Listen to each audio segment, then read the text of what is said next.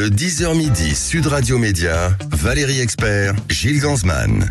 Bonjour à toutes et à tous, une nouvelle semaine qui commence sur Sud Radio, enfin ça ne s'arrête jamais d'ailleurs. Bonjour Gilles Gansman. Bonjour Valérie. Et on attend dans un instant Danny Kézard, le finaliste. Spécialement suisse pour nous. Et voilà. Il est sur une moto-taxi. Danny Kézard, donc, qui viendra nous parler de son premier livre, le livre d'or de Danny Kézard, qui est paru chez Solar, finaliste emblématique de cette finale, de la dernière finale de Top Chef. Gilles, un petit point audience peut-être avant le zapping, oui, parce qu'il y avait plein de d'enjeux, choses, absolument. Alors, déjà Taratata. Déjà, on va commencer par vendredi. Taratata. Très gros succès de Taratata qui est arrivé en tête avec un super score que je n'ai pas noté. Voilà. C'est bien, c'est bien. Je vous ai dit c'est bien, ce serait bien qu'on fasse les audiences. Mais j'ai tout le reste. 3 millions, je crois que c'est plus de 3 millions, 8 et 26% de part de marché, ça s'est fini très tard. Moi j'ai trouvé ça formidable, j'ai trouvé que Nagui avait fait un boulot et son équipe, parce qu'il n'était pas tout seul, ça a ringardisé toutes les émissions de variété.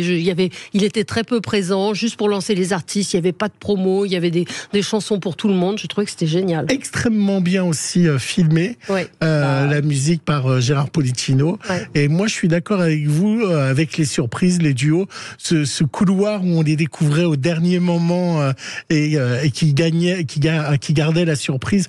J'ai trouvé ça vraiment fabuleux. Samedi soir, c'était la Starac. Alors c'est une vraie déception, la Starac, vraiment. Le retour de la Starac l'année dernière, ça avait été plus de 50% de part ménagère, et là ça a fait moins de 30%. C'est un bon score, mais on est très loin des 50% de l'année dernière. La Starac a été battue sur France 2. Par France 2. Par France 2. Oui, c'était un piège, donc, quand on m'a dit de faire les audiences. Non, alors, juste pour être très précis, Taratata a fait 1 400 000 téléspectateurs, ce qui est quand même un excellent score, avec 23,3% de part d'audience.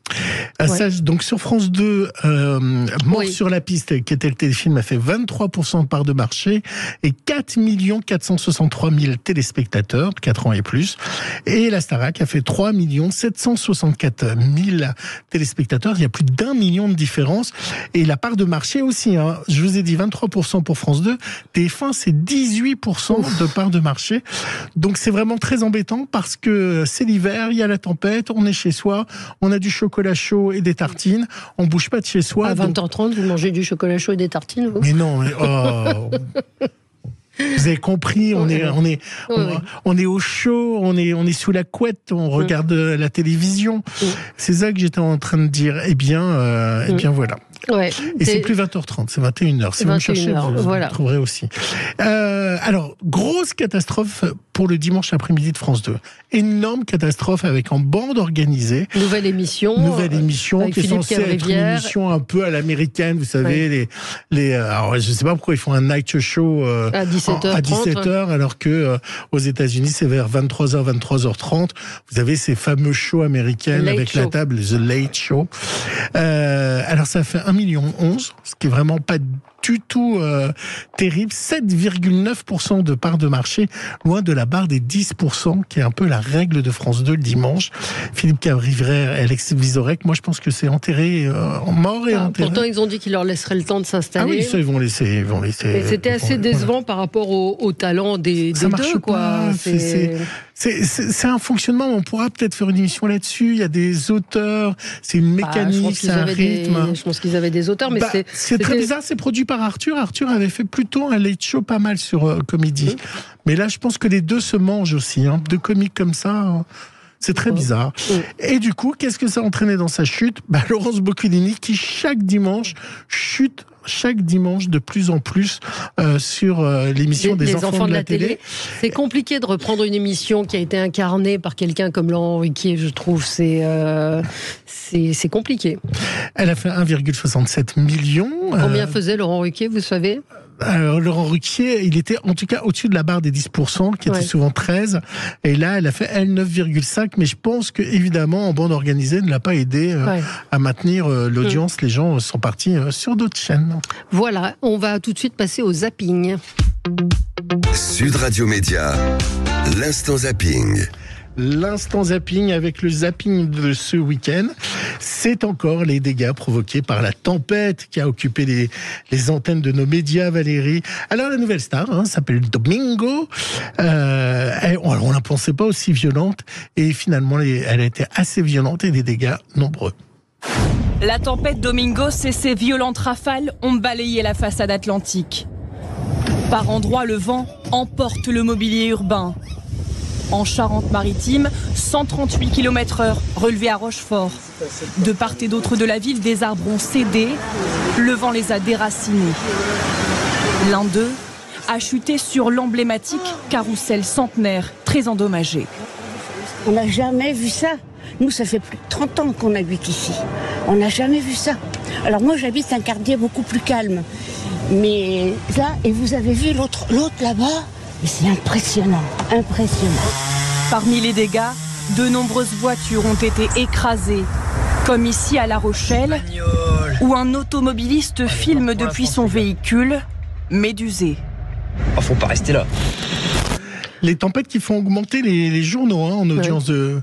Ça m'ennuie prodigieusement. Je devrais pas le dire, mais bah oui, je suis solidaire, mais vous n'avez pas de maison en Bretagne. Non, mais même si j'avais une maison en Bretagne, je ne suis pas persuadée que ces images. Mais bon, c'est vrai que ça marche très bien. C'est dur pour les Français qui n'ont pas d'électricité. Petit point d'audience pour préciser, il y avait Gérald Darmanin sur France 2 qui n'a pas du tout attiré le public. Mais il faut savoir qu'à chaque fois qu'il y a un politique dans les JT, j'ai appris ça de quelqu'un qui travaille dans un JT, c'est que ça chute drastiquement entre 200 000 et 700 000 personnes qui partent d'un seul coup quand il y a un politique. Le 7 octobre a démarré par un massacre lors d'une rave party qui était dédiée à la paix entre les peuples. Les journalistes de France 2 ont retrouvé l'un des survivants de cette rave party. Alors on l'a connu parce que dans les vidéos qui ont été diffusées juste après le massacre, on le voyait fuir en poncho et donc il est devenu une image de cette fuite lors de ce massacre de la rave party. C'était sur France 2 hier. Le festival avait commencé à 22h et c'est le lendemain matin, le 7 octobre à 6h30 que tout bascule. Alerte rouge. Cachez-vous à terre, les mains sur la tête. C'est le moment où ils ont arrêté la musique. On ne comprenait pas pourquoi. Puis on a levé la tête au-dessus de nous. C'était un feu d'artifice, entre guillemets, plein de tirs de roquettes. Je n'ai pas vu dans les yeux les terroristes, mais on les a entendus. Ils étaient derrière nous sur cette vidéo où je cours. On entendait les balles qui sifflaient. Et là, je voyais des gens tomber autour de moi. Yuval va réussir à s'enfuir en s'entassant dans un pick-up avec 10 autres festivaliers. Ils se sont réfugiés dans une base militaire à proximité. Ouais. Voilà. Et à lire l'interview de Riss hier, le directeur de Charlie Hebdo, dans la Tribune Dimanche, qui raconte que 8 ans après l'attentat, c'est toujours aussi présent pour lui et qu'il a beaucoup de mal à vivre avec ça, avec ses souvenirs. Et moi, je voudrais préciser également aux internautes qui souvent me disent vous ne parlez que de l'Israël, etc. J'alterne dans mes sons Israël, j'alterne dans mes sons Israël et Gaza. Si vous écoutez mon zapping de la semaine dernière, il y avait 3 sons depuis Gaza. Et là, j'ai fait un son concernant Israël. Pourquoi vous êtes obligé de vous justifier ? Je me justifie pas, mais je tiens à préciser parce que c'est bien aussi de dire que ici, on fait les choses correctement et journalistiquement correctement. Voilà, je tenais à le dire. Mais je me justifie pas, en aucun cas, madame. Toute cette semaine est consacrée à la lutte contre le harcèlement en milieu scolaire. France 2 diffusera une émission spéciale demain, présentée par Faustine Bollard. Une lutte engagée par le ministre de l'Enseignement, Gabriel Attal, qui a parlé du harcèlement pour la première fois. Il a raconté ce qu'il a vécu. C'était dans 7 à 8 hier. À la fin du collège, j'avais 14-15 ans. Et c'était un élève de l'établissement qui avait ouvert ce site sur lequel il fallait mettre des commentaires sur le physique des élèves. Et moi, à cette occasion, j'ai vécu un déferlement d'insultes et d'injures. Ça a duré plusieurs mois et ça a été très violent. Sur quoi portent les attaques ? Les commentaires qui étaient postés, c'était pédale, tafiole, tarlouse. Donc je pense que c'était sur une orientation sexuelle supposée à l'époque, puisque moi, j'en parlais pas autour de moi. Dans un livre que cet élève publiera plus tard, il vous décrit comme arriviste, arrogant. Le personnage dont il parle est l'avocat Juan Branco, charmant garçon, hein, donc... puisqu'il l'insultait alors qu'il avait 13-14 ans. Il a raconté d'autres Juan Branco versions. a réagi, hein. C'est pas un outing que vous faites, c'est que Juan Branco dit c'est de moi dont il s'agit, et il dit que ça s'est peut-être pas forcément exactement passé comme ça. C'est ce que lui a répondu hier sur les réseaux sociaux suite à cette interview. Les mots, il les a prononcés. Harceler un enfant de 13 ans, mais même s'il y a d'autres raisons, s'ils étaient ensemble en guerre entre deux enfants, c'est pas une raison pour harceler. Non, vous n'êtes pas d'accord sur le harcèlement? Ah si, bien sûr que si. Bien sûr que si, mais c'est ce que je veux dire. J'ai trouvé que l'interview était assez émouvante, mais je veux dire, à chacun sa vérité. Donc lui dit ce n'est pas vrai, mais c'est vrai qu'il y a des gens ressortis les skyblogs qui sont assez édifiants. Vous aviez un Skyblog à l'époque, non? C'est pas un Sky... plus vieille. Plus vieille. Valérie, connaissez-vous le ASMR? Non. ASMR? Non, ça vous parle pas, le ASMR? Ouais, c'est moderne, c'est normal. C'est toute une technique de relaxation où on écoute, vous savez, des bruits très gros comme ça, et puis où les gens parlent en chuchotant pour vous détendre. Eh bien, hier, il y avait la première émission sur C8 qui diffusait la première émission ASMR. Ne regardez pas comme ça. ASMR, avec Tom, qui a plus de 360 000 abonnés à son compte, et ça parlait pendant 1 heure comme ça sur C8. C8, Canal+, nous offre une émission ASMR à partir du 5 novembre, tous les dimanches à minuit 40. On va pouvoir te relaxer, te détendre.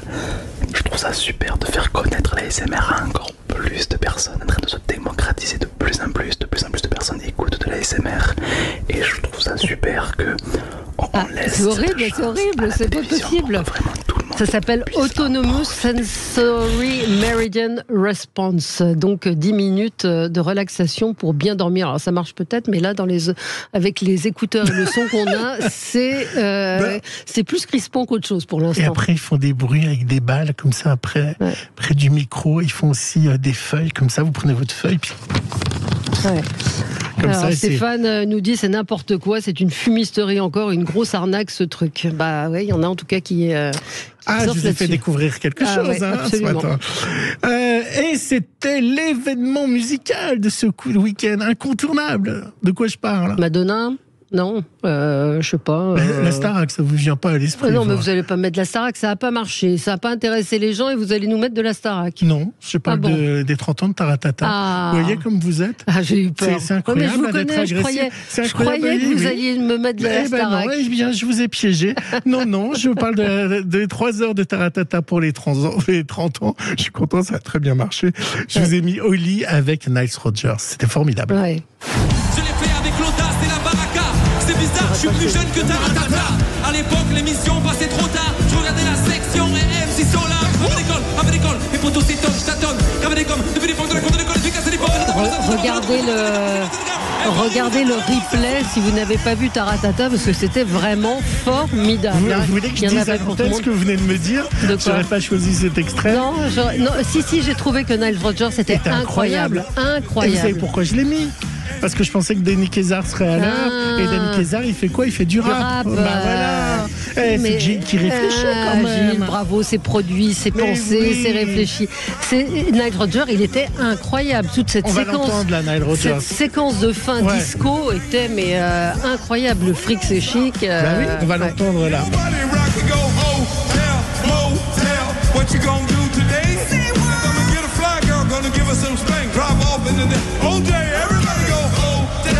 C'est super ça, non?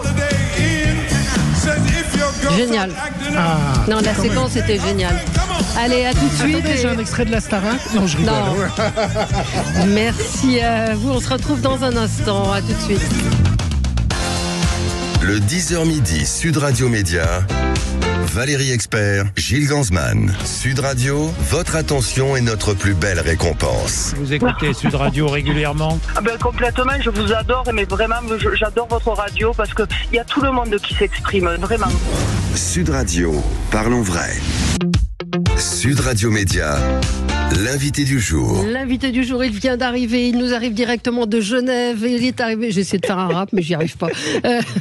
Dany Kézard est avec nous, finaliste emblématique de la dernière saison de Top Chef. Bonjour. Bonjour. Merci d'être avec nous. Comme ça. Elle est dans la place, la daronne. Hein. Ouais. Le livre d'or de Dany Kézard, c'est votre premier livre qui paraît chez Solar. Un livre de recettes qui sont quand même assez complexes, hein, je dois dire.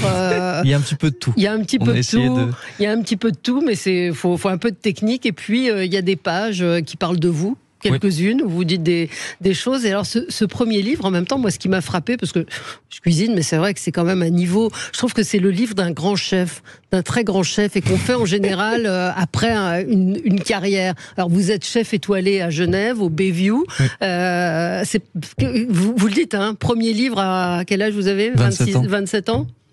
Ouais, c'est jeune. Bah oui, c'est jeune. Et alors, quand je pensais pas en faire un aussi jeune, en fait. Ouais, mais il y a de la matière dedans. Hein. Ouais, bah ça fait déjà 10 ans en fait de travail, donc ça va vite. Mais c'est vrai que j'ai commencé très jeune au Ritz à 15 ans, donc j'ai plein de choses à raconter. Et puis je suis très autodidacte et très créatif, donc c'est ce qui fait ma personne. Donc 27 ans, c'est vrai que c'est jeune, mais j'ai fait un beau livre et j'en suis fier. Ah, il est super beau, les photos sont magnifiques, les recettes sont super intéressantes, même si on peut pas les faire, de voir l'ingéniosité, la créativité que vous avez. Il y a des choses absolument dingues. Pourquoi c'est pas réalisable, Valérie ? Parce qu'il faut parfois un four vapeur, parce qu'il faut des ingrédients qu'on n'a pas forcément. Il faut une technique. Les moules tatin, c'est absolument génial. Ça ressemble à une moule avec des pommes cuites en tatin, sauf que vous devez faire la pâte vous-même pour la pâte à fausse moule. Oui, exactement. Ce qui est super dans cette recette, c'est en fait, c'est la moule elle-même. On prend la moule elle-même pour avoir le moule, en fait. Voilà. Donc en vrai, c'est sympa. Tout le monde peut acheter les moules et faire. Le pralin de pistache, c'est pas évident. Les macarons de petits pois, je me lancerai pas dedans. Qu'est-ce que vous pensez de cette critique ? C'est pas une critique, mais c'est vrai que c'est pas un livre pour la ménagère. Alors. On a fait quand même 4 thématiques. Il y a la thématique enfance, où là il y a des gratins dauphinois, il y a des choses plus simples, où on peut se lancer plus facilement. Et c'est plus un livre où on vient piocher une sauce, une technique.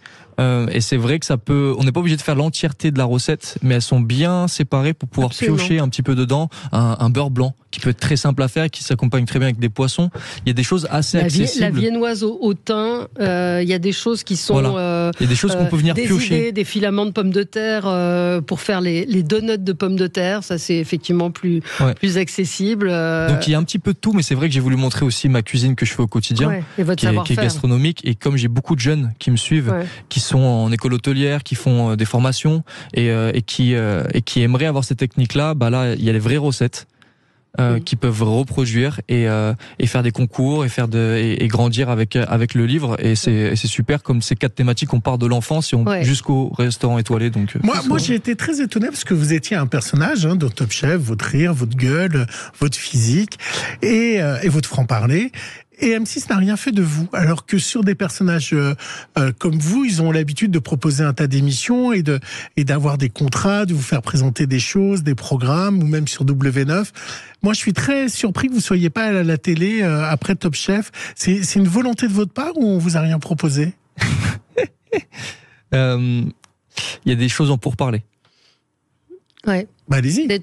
En pourparlers. Voilà. Oui, mais pour faire quoi ? Allez-y. Une émission. Oui, mais une émission qui serait la mienne. Qui serait la vôtre. De cuisine, ou oui, de rap. Bien sûr. Oui, non, mais ça peut être du rap. Ou les deux mélangés. Ou les deux mélangés. Et ça serait sur M6 ? Il veut pas le dire. Donc c'est un autre groupe qui vous propose. Vous avez un projet. On a des. En tout cas, moi, j'ai bien aimé le passage à la télé. Et c'est quelque chose qui m'a beaucoup plu, qui a plu aussi aux gens. Donc c'est quelque chose que j'aimerais refaire. À ma façon peut-être aussi, et mélanger mes univers, expliquer plus de choses, parler aux jeunes, etc. Donc c'est quelque chose qui est en pourparlers. Et on a fait beaucoup de choses, dont le livre en quelques mois. D'habitude, on met 1 an pour faire un livre de chef comme ça. Je travaille avec M6 sur beaucoup de projets. Là, je revisite le Ferrero Rocher, par exemple. Ah bon ? Ouais. Mais là, c'est une marque, là, c'est autre chose. On travaille avec des marques, etc. On est moins le côté télévisé pour le moment. C'est M6 qui est votre agent, en fait. Qui ils en font partie, votre nom. Ils en font partie, Qu'est-ce qui a changé depuis Top Chef ? Tout. Tout, un changement de vie. c'est assez fou. Moi, c'était un énorme accélérateur. Ouais. Ah, vous étiez sur le point d'abandonner la cuisine. Ouais, exactement. Bah, c'était un manque de reconnaissance. J'avais besoin d'avancer encore dans le milieu. Moi, j'aime bien quand tout va vite. et du coup, bah, ça a été un accélérateur et c'était juste une opportunité et c'était parfait. Ce qui est incroyable, et ce que vous racontez dans l'avant-propos, c'est que, en fait, c'est un peu le hasard. C'est-à-dire M6 a appelé pour proposer à quelqu'un de votre brigade, aux jeunes, et personne ne voulait y aller, que vous avez dit, bon, je vais y aller. Ouais, c'est comme ça que ça s'est passé. Bah, c'était OGT Top Chef, donc c'est pour les apprentis. Ouais. Ils ont demandé s'il y avait quelqu'un qui voulait y aller. Et moi j'ai dit non, il y a personne de mes jeunes qui veut y aller. Par contre, moi j'ai dit si vous voulez un Top Chef, bah je suis présent. Et c'est comme ça que ça a été lancé. C'est comme ça que ça a été lancé. Ouais. Et puis avec une personnalité qui évidemment a marqué. Et ce parcours, parce que c'était le candidat caché. Ils en avaient affronté 15, c'est ça? Ouais, c'est ça. Ouais. 15 personnes avant d'arriver à la finale, quand même. Où ils avaient tous éliminé les 15. Un contre un, ouais. Vous êtes toujours en contact avec tout le monde, avec votre chef. Hélène Darroze. Oui, on fait un 4 mains le 25 novembre. Où ça? Chez elle, à la Villa Lacoste. Ah oui, dans le sud, à Aix-en-Provence. Génial. Exactement. Donc elle vous suit. Et puis moi, je l'invite du coup à faire le match retour 4 mains à Genève. Ah, génial. En mars. Bon, écoutez, on essaiera on s'entend très bien. De suivre ça. On va marquer une pause, puis on va revenir sur ce livre, le livre d'or de Danny Kézard, qui paraît chez Solar. Et puis on va parler de la cité, on va parler du rap, on va parler de Latino Gang. Latino à tout de suite. Le 10h midi, Sud Radio Média, Valérie Expert, Gilles Gansman. Sud Radio. Le supplément média. Le supplément média avec notre invité Danny Kézard. Vous vous souvenez de lui évidemment, finaliste emblématique de la dernière saison de Top Chef avec ce livre, le livre d'or de Danny Kézard. Alors, il y a un auditeur qui demande si vous faites toujours du rap. Il faut lire le livre parce que c'est un livre de cuisine, mais effectivement à chaque fois, ça fait référence à votre histoire et à votre groupe. D'ailleurs, il y a une double page. Les frères Busy, ils partent d'en bas pour inspirer la haute, avec une double page, Danny par Vince et Vince par Danny, où on comprend votre relation. Et oui, on peut écouter un extrait de... Tu changes tous les jours de Gluca, on cherche de bonnes cadres d'hier, envoie 5-0 sur le contrat. Parle sur la meuf, te revois la cabeza. Je vais débarquer, tu vas parler thaïlandais.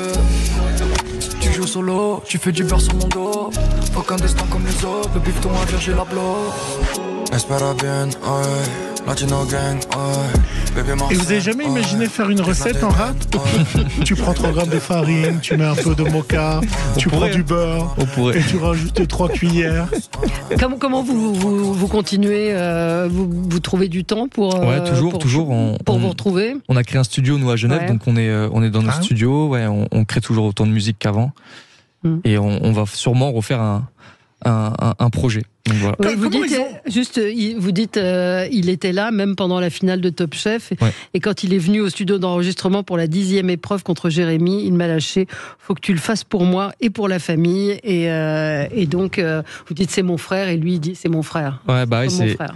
C'est mon frère Vince, mon acolyte à qui je fais la musique. C'est comme mon frère. On s'est connus, on avait 3 ans. C'était mon voisin au quartier. Et voilà, on s'est jamais lâché. On a toujours fait tous les projets ensemble, sauf Top Chef. Ouais.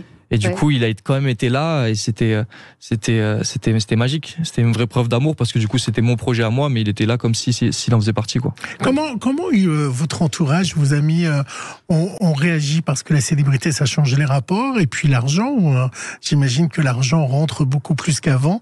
Donc, est-ce que ça change les choses? C'est une énorme fierté. Moi, ma famille, ils sont tellement fiers, et c'est super beau.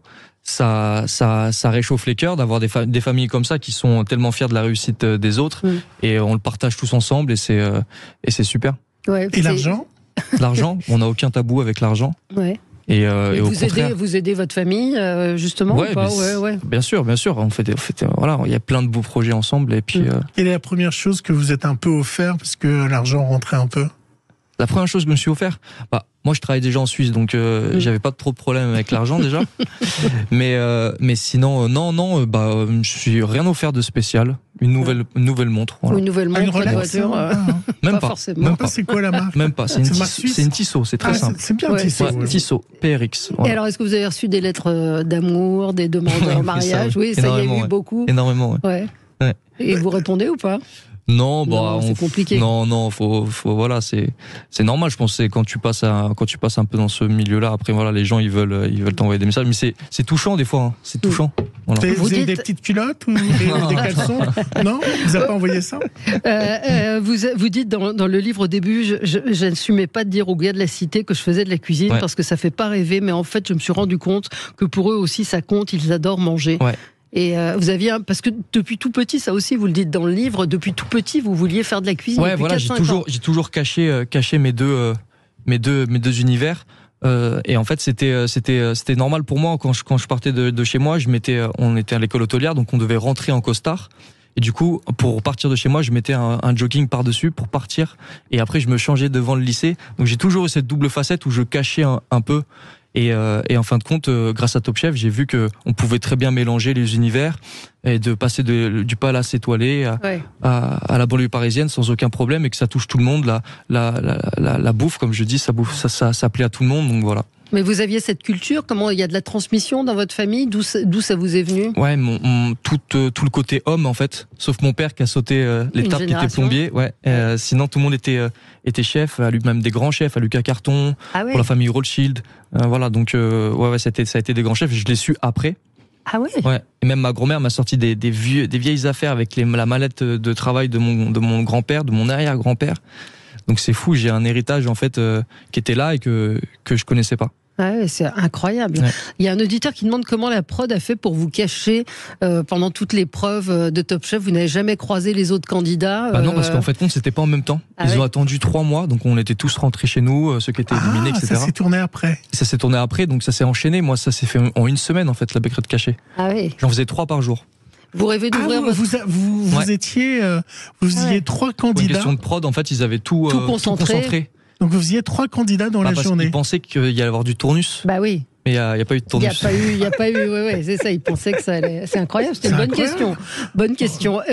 Vous aimeriez ouvrir votre restaurant? Oui, vous avez déjà fait à la quai 96, exactement, en bas de la Tour Eiffel. En bas de la Tour Eiffel, donc oui, je l'ai fait. Ça m'a beaucoup plu. Et ça sera à refaire, je pense. Vous auriez envie de le faire. Ouais. Vous rendez hommage à Michel Roth aussi, immense cuisinier, grand chef qui vous a beaucoup apporté. Lui aussi témoigne dans le livre de votre personnalité hors norme, parce qu'il faut rappeler que vous avez beaucoup autodidacte. Vous aimez à le rappeler. Bien sûr. Vous avez imaginé beaucoup de choses. Et puis je lui dois tout. Comme je dis, c'est mon papa de la cuisine. C'est lui qui m'a tendu la main à 15 ans. Ouais. Quand j'étais encore un banlieusard, et qu'il a fait confiance pour entrer dans les cuisines de l'Espadon, donc c'était juste au Ritz. Ouais. Pour revenir au livre, comment vous imaginez une recette? Vous vous posez derrière une table, en cuisine, dans un bar, dans un café. Comment les recettes viennent? En cuisine, et surtout moi je dessine. Donc je dessine d'abord mes plats. Ah oui. Ouais. Je dessine les plats, mes idées que j'ai, je pose tout. Et souvent je pars d'une émotion, de quelque chose que j'ai envie de refaire. Donc par exemple le gratin dauphinois de ma grand-mère, mais j'ai envie de garder les marqueurs en twistant un petit peu. Donc au début je le dessine, et puis ça en devient une chips transparente qui a le goût de gratin dauphinois. Puis après je veux quand même qu'il y ait de la pomme de terre, mais je veux que ça soit une rose. Et puis on le travaille comme ça en gardant les marqueurs, et je dessine beaucoup. Voilà, c'est vous auriez dû mettre certains dessins. Ouais, j'ai hésité, mais en fait... Parce que ça, je le découvre avec ma question, vous auriez dû metêtre le dessin dans le prochain livre. En face du plat. Ça aurait été génial de voir le cheminement de l'idée, et de mettre 2-3 dessins. En tout cas, ça donne envie d'aller au restaurant. J'ai faim. Poireau vinaigrette, c'est absolument dingue. Voilà, c'est des choses très simples. C'est incroyable, avec le jaune d'œuf, le poireau, l'échalote confite, c'est des associations, en fait, c'est des idées que vous donnez, vous le redites encore une fois. Ouais. C'est évidemment des recettes assez exigeantes, mais on peut prendre des idées. Il y a la recette de Top Chef aussi, celle qui vous a fait tomber. Oui. Ouais. Exactement. Celle qui change de couleur. Voilà, celle qui change de couleur. Et je vous promets, elle change de couleur, même chez vous, elle changera de couleur. Sauf à Top Chef. Vous regrettez quand vous avez regardé la diff? Non, vous regrettez pas d'avoir fait ça? Non, je suis resté dans ma cuisine, dans ma prise de risque que j'ai fait depuis tout le début, qui m'a aussi servi d'avancer. Et non, je regrette rien du tout. Quel est l'aliment que vous n'aimez pas et qui est rédhibitoire pour vous? Ah, c'est une bonne question. L'anchois. J'ai du mal avec l'anchois, c'est marrant, mais c'est le côté salin qui me dérange, qui prend en bouche énormément. Après, quand c'est bien fait, c'est un petit peu moins salé. Mais ouais, c'est vrai que l'anchois, j'ai eu du mal, j'ai toujours du mal. Et votre plat culte ou votre Madeleine de Proust? Je dirais c'est mon croissant, mon plat signature que je suis en train de travailler, c'est mon croissant de pommes de terre en trompe-l'œil. Ah ouais. C'est un parmentier de canard, voilà. Mais qui ressemble à un croissant. Un croissant. Incroyable. Voilà. Ouais. C'est et le plat de votre enfance? Le plat de l'enfance, il y en a beaucoup, mais je crois que c'est la blanquette de veau. Ah bon? Vous n'avez pas imaginé de la retravailler? Si, mais en fait, elle me tient tellement à cœur qu'à chaque fois, je me dis que c'est la traditionnelle, c'est elle qui est la meilleure. Ouais. Donc j'ai du mal à la faire en gastronomie. Ouais. Est-ce que lorsqu'on est chef, on sait qu'on n'aura plus jamais de vie privée? Si, on en a toujours. Mais c'est vrai que c'est compliqué. C'est quoi le dernier film que vous avez vu? Titanic? Non, je regarde pas la télé. C'est vrai, vous ne regardez rien du tout à la télé?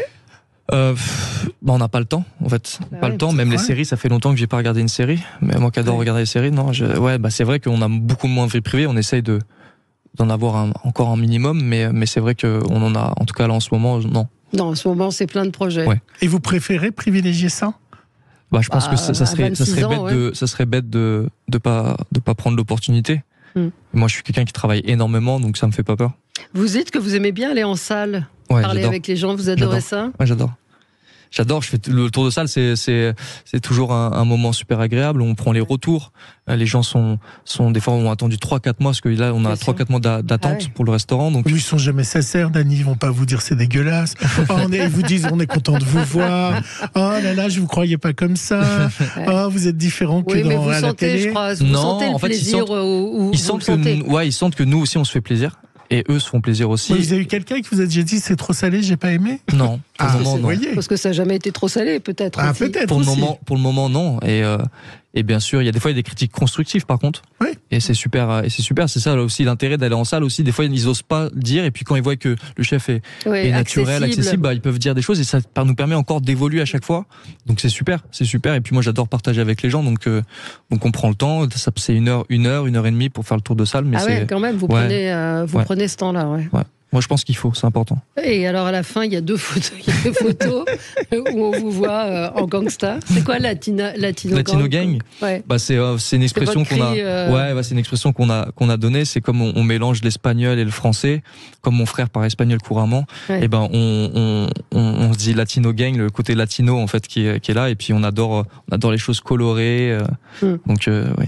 Côte de veau, asperges sauvages. Alors il y a du jus de veau à l'hydromel. Ça, l'hydromel, faut savoir.